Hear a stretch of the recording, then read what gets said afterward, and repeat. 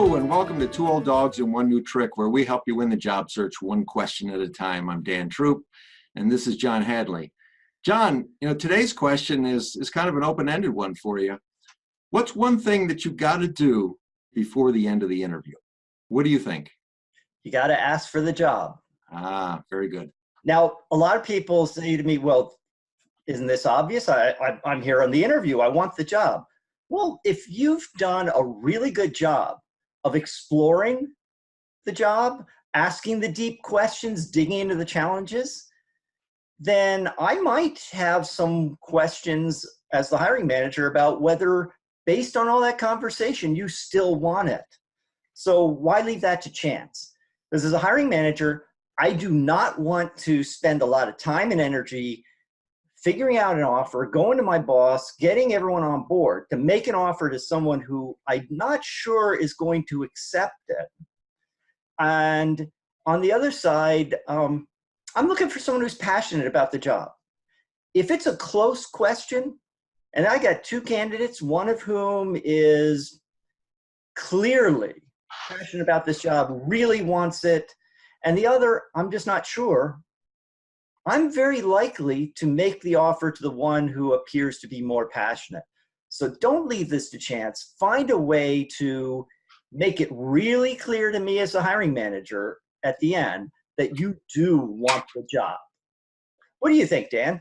Well, I loved your point about all the work you got to go through as a hiring manager to get the offer through the HR department, because I can remember from my time as a hiring manager, I categorically would always do a verbal close with the final candidate to make sure that they, were going to accept an offer. Because, yeah, I absolutely didn't want to go through all that work. But my perspective would be, again, I think the job search is a sales cycle, and that means you absolutely got to ask for the order. And in the case of a job search, the order is the job offer. But the advice and I'm glad you didn't bring it up, the advice that I just don't like at all is asking that question that sounds something like, is there anything about my candidacy that would prevent you from offering me the job? You don't do that.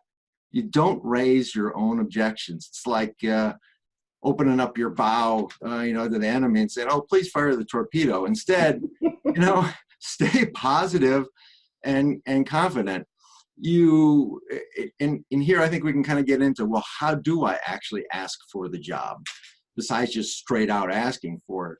You can lead with the fact that you researched the position and the organization extensively, and now having gone through the hiring process and all of the interviews, and now you've made it to the final round interview, it has validated that you are positive this is the right organizational culture for you, it's the right position for you. You're going to be a great fit on the team, and it's a chance to insert that like one sentence summary from your elevator pitch about why you've got the right value proposition to solve the challenges faced by the open position.